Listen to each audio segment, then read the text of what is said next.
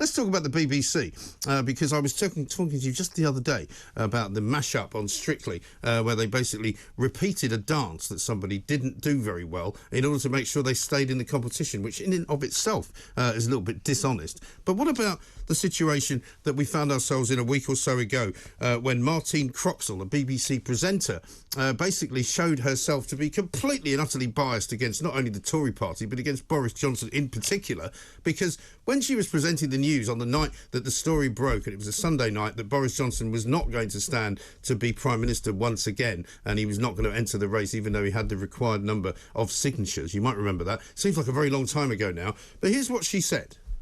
Well, this is all very exciting, isn't it? Hello and welcome to our look ahead to what the papers will be bringing us tomorrow. Am I allowed to be this gleeful? Well, I am. Well, she was, and then she was suspended.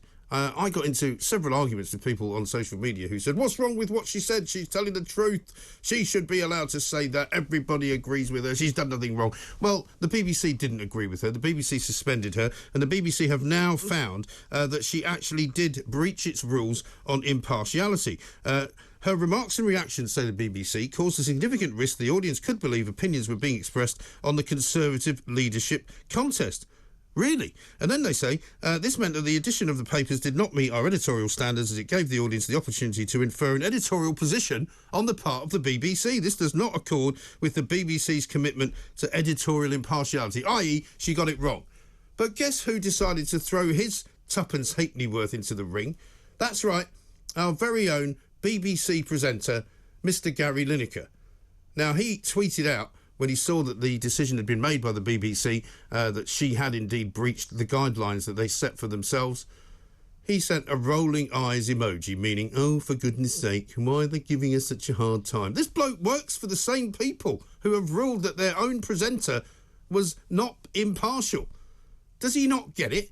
He's himself been found to be not standing up to the high standards that the BBC expects. He's already been chastised and hauled over the coals for that. Is he trying to get himself fired? That'd be great, because that would save us about £1 million+ a year. I'd be all for that. He could go and work in the private sector if he likes. That's not a problem. If he wants to give his views, which he's not allowed to do as a BBC presenter, then he can do so. But he shouldn't be doing it now, because he is a BBC presenter. And so, quite frankly, the biggest problem with this whole story about Martine is that she's back on the air today. She's only been suspended for just over a week, and now she's gone back. Hopefully she's learned her lesson. Hopefully she won't be crowing about how terrible the Tories are and how great the Labour Party is, because that's what she's known for. But, I mean, what are we supposed to expect? Are we supposed to just keep putting up with this nonsense? Or should we just defund the BBC, do away with the TV licence, and if you want to pay for it, you pay for it. Otherwise, thanks, but no thanks. Let's go to the phones. Sean's in Durham. Hello, Sean. Oh, mate. What's she done wrong, mate? Well, ask the BBC. Can you not? Wrong? Have you not heard what the BBC said? They said that her show did not reach their standards, right? They've said. What a load of bull. Well, that's what the BBC said, Sean. Lineker opens his mouth, man, and he's never getting into bother. Well, why is that then? Why is it different? The moment Martine's coming by at 11 o'clock, like, I'm going to watch her, like. Why is it different for Gary Lineker then? Why do you think he gets away with it? Because he's pathetic. Well, that's not a reason why he gets away with it, though, Sean. But he's a millionaire. Well, why are we paying him all? Why are we paying him all that money, Sean? Well, get rid of the licence fee then. Well, that's what I've just said. You agree with me then? Exactly. So you've rung in to agree with me, Sean. I tell you what, I knew you would in the end. No, I would never be a BBC, because I'd rip the Tories apart every day in the week, mate. I've noticed that, yeah. I would never be a presenter on BBC. Well, to be fair, I don't think you'd even be a presenter on Look North. But listen, here's the thing. Here's the thing, right? I'm really glad that we finally found some common ground, Sean. This is what's good about the Independent Republic. We can disagree on some things, but we can agree on other things.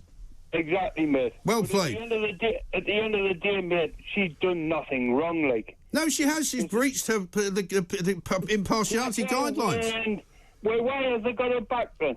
Because they're limitlessly hopeless. Contract that she's done nothing wrong. No, mate. she was suspended from her job, but I imagine not without pay, because that would have been the right thing to do. And if it had been a private organisation and you breach the rules, you get fired. But nobody ever gets fired from the BBC.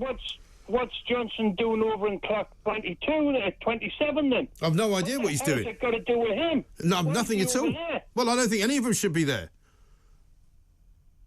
Hey? I agree with you there. You agree with me again? This is extraordinary. Sean has found 2 points of agreement, common ground between Sean from Durham and me. It's great stuff. Thank you very much indeed, mate.